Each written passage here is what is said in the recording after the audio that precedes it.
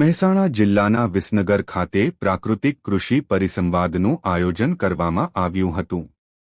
વિસનગર કૃષિ ઉત્પન્ન બજાર સમિતિ ખાતે યોજાયેલા આ પરિસંવાદમાં રાજ્યપાલ આચાર્ય દેવવ્રતજીએ ખેડૂતો સાથે પ્રાકૃતિક ખેતી અંગે મહત્વપૂર્ણ સંવાદ કર્યો હતો। મહેસાણા જિલ્લાની મુલાકાતે આવેલા રાજ્યપાલ આચાર્ય દેવવ્રતજીનું વિસનગર ખાતે સ્વાગત કરવામાં આવ્યું હતું। કાર્યક્રમમાં વિવિધ પદાધિકારીઓ, અધિકારીઓ અને ખેડૂતો ઉપસ્થિત રહ્યા હતા। પરિસંવાદ પહેલા રાજ્યપાલશ્રીએ પ્રાકૃતિક ખેતી કરતા ખેડૂતો દ્વારા તૈયાર કરવામાં આવેલા વિવિધ ખેત પેદાશોના સ્ટોલની મુલાકાત લીધી હતી અને ખેડૂતો સાથે સીધો સંવાદ કર્યો હતો। રાજ્યપાલશ્રીએ ખેડૂતો પાસેથી પ્રાકૃતિક ખેતી દ્વારા કરવામાં આવતા ઉત્પાદન, ખેતીના ખર્ચ અને બજારમાં મળતા ભાવ અંગે માહિતી મેળવી હતી।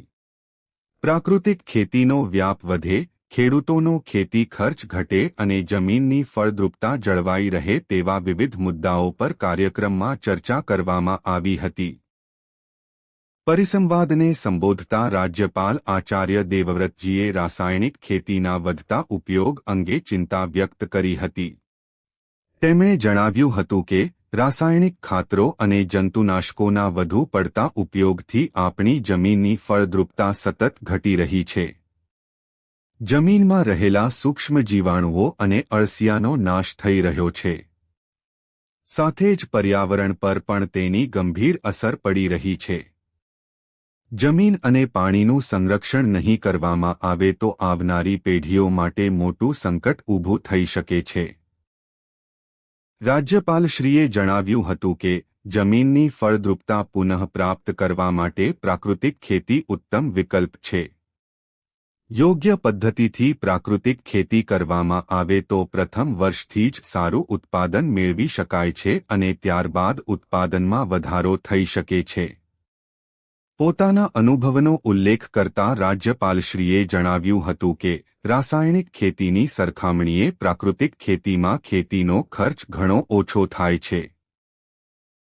રાસાયણિક ખેતીમાં પ્રતિ એકર આશરે 20,000 રૂપિયા જેટલો ખર્ચ થતો હોવાનું તેમણે જણાવ્યું હતું, જ્યારે પ્રાકૃતિક ખેતીમાં આ ખર્ચ આશરે 2,000 રૂપિયા સુધી આવી શકે છે। પ્રાકૃતિક ખેતીથી પાણીની પણ બચત થાય છે અને જમીનમાં સજીવ કાર્બનનું પ્રમાણ વધવાથી જમીનની ફળદ્રુપતા જળવાઈ રહે છે। રાજ્યપાલ આચાર્ય દેવવ્રતજીએ ખેડૂતોને ઝેરમુક્ત અનાજ અને ખાદ્ય પેદાશોના ઉત્પાદન તરફ આગળ વધવા માટે અપીલ કરી હતી। તેમણે જણાવ્યું હતું કે પ્રાકૃતિક ખેતી થકી સ્વસ્થ અને સુરક્ષિત ખાદ્ય પેદાશોનું ઉત્પાદન કરી શકાય છે અને દેશના નાગરિકોના આરોગ્યનું રક્ષણ કરવામાં યોગદાન આપી શકાય છે। રાસાયણિક ખાતરોના અતિશય ઉપયોગથી પીવાના પાણીમાં નાઇટ્રેટનું પ્રમાણ વધવા અંગે પણ તેમણે ચિંતા વ્યક્ત કરી હતી। તેમણે જમીનમાં રહેલા સજીવ કાર્બનના પ્રમાણમાં આવેલા ઘટાડાનો ઉલ્લેખ કરીને જમીન અને પાણી બચાવવાની જરૂરિયાત પર ભાર મૂક્યો હતો। રાજ્યમાં પ્રાકૃતિક ખેતીનો વ્યાપ વધારવા માટે કૃષિ વિભાગ અને આત્મા પ્રોજેક્ટના કર્મચારીઓ દ્વારા ગ્રામ્ય સ્તરે વિનામૂલ્યે તાલીમ આપવામાં આવી રહી છે। તાલીમ પામેલા ખેડૂત ભાઈ બહેનો અને કૃષિ સખીઓ ગામડાઓમાં ખેડૂતોને પ્રાકૃતિક ખેતી અંગે માર્ગદર્શન આપી રહ્યા છે। રાજ્યપાલશ્રીએ ગામના સરપંચો અને જવાબદાર નાગરિકોને પણ અપીલ કરી હતી કે તેઓ પોતાના ગામમાં ખેડૂતો સાથે ચર્ચા કરે અને પ્રાકૃતિક ખેતી સમજવા તથા તેને અપનાવવા માટે ખેડૂતોને પ્રેરિત કરે। વધુમાં વધુ ખેડૂતો પ્રાકૃતિક ખેતી સાથે જોડાય તે માટે ગામડાના સ્તરેથી જ જનજાગૃતિ ઊભી કરવાની જરૂરિયાત તેમણે જણાવી હતી। પ્રાકૃતિક ખેતી કરતા ખેડૂતોને પોતાના ઉત્પાદનોના યોગ્ય ભાવ મળી રહે તે માટે રાજ્ય સરકાર દ્વારા મહત્વપૂર્ણ કામગીરી હાથ ધરવામાં આવી રહી છે। રાજ્યના વિવિધ તાલુકા અને જિલ્લા મથકોએ પ્રાકૃતિક ખેતી કરતા ખેડૂતો માટે વેચાણ કેન્દ્રો ઊભા કરવામાં આવી રહ્યા છે। આ વેચાણ કેન્દ્રોના માધ્યમથી ખેડૂતો પોતાના પ્રાકૃતિક ખેત પેદાશોનું યોગ્ય વેચાણ કરી શકે અને તેમને સારા ભાવ મળી શકે તેવો પ્રયાસ કરવામાં આવી રહ્યો છે। રાજ્યપાલશ્રીએ દેશને વિકસિત ભારત બનાવવાની સાથે ધરતી માતાને બચાવવા માટે દેશી ગાયના છાણ અને ગૌમૂત્ર આધારિત પ્રાકૃતિક ખેતીના અભિયાન સાથે જોડાવા માટે પણ ખેડૂતોને અનુરોધ કર્યો હતો। આ પ્રસંગે મંત્રી ઋષિકેશ પટેલે પણ પ્રાકૃતિક ખેતીના મહત્વ અંગે પોતાના વિચારો રજૂ કર્યા હતા। તેમણે જણાવ્યું હતું કે વડાપ્રધાન નરેન્દ્ર મોદી અને રાજ્યપાલ આચાર્ય દેવવ્રતજીના માર્ગદર્શન હેઠળ સમગ્ર ગુજરાતમાં પ્રાકૃતિક ખેતીનું વ્યાપક અભિયાન ચાલી રહ્યું છે। રાસાયણિક ખાતરોના અતિશય ઉપયોગથી જમીનની ફળદ્રુપતા ઘટવાની સાથે માનવ આરોગ્ય અને પર્યાવરણ સામે પણ મોટું જોખમ ઊભું થયું હોવાનું મંત્રીશ્રીએ જણાવ્યું હતું। આવા સમયમાં પ્રાકૃતિક ખેતી માત્ર એક વિકલ્પ નથી પરંતુ જમીન, પાણી અને જનારોગ્યને બચાવવાનો શ્રેષ્ઠ માર્ગ હોવાનું તેમણે જણાવ્યું હતું। રાજ્ય સરકાર દ્વારા કૃષિ યુનિવર્સિટીઓ અને વિવિધ સંસ્થાઓના માધ્યમથી ખેડૂતોને પ્રાકૃતિક ખેતી અંગે પ્રત્યક્ષ તાલીમ અને માર્ગદર્શન આપવામાં આવી રહ્યું છે। આ તાલીમના માધ્યમથી ખેડૂતોનો ઉત્પાદન ખર્ચ ઘટે અને સ્વાસ્થ્યપ્રદ ખેત પેદાશોનું ઉત્પાદન વધે તેવો પ્રયાસ કરવામાં આવી રહ્યો છે।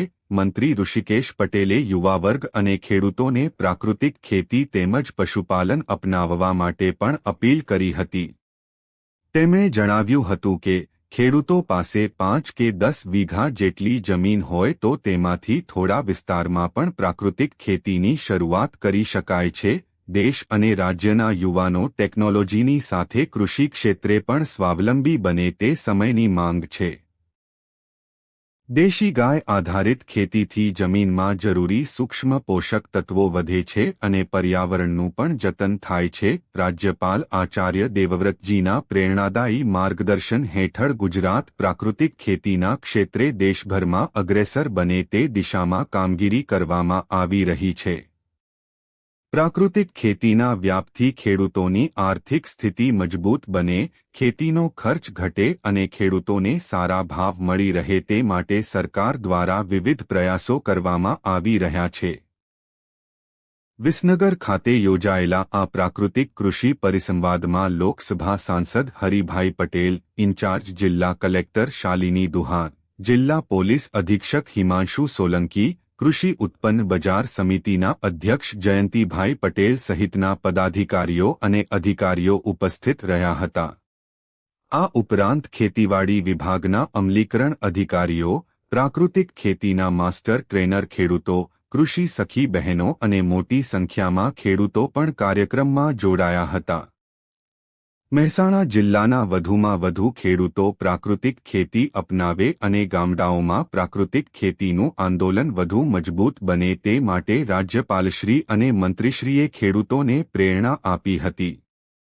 પ્રાકૃતિક ખેતી દ્વારા ખેતીનો ખર્ચ ઘટાડવા, જમીનની ફળદ્રુપતા જાળવવા, પાણી બચાવવા અને સ્વસ્થ ખાદ્ય પેદાશોનું ઉત્પાદન કરવા માટે ખેડૂતો આગળ આવે તેવો સંદેશ આ સમગ્ર પરિસંવાદમાંથી આપવામાં આવ્યો હતો। જમીન આપણી ધરતી માતાની અમૂલ્ય સંપત્તિ છે।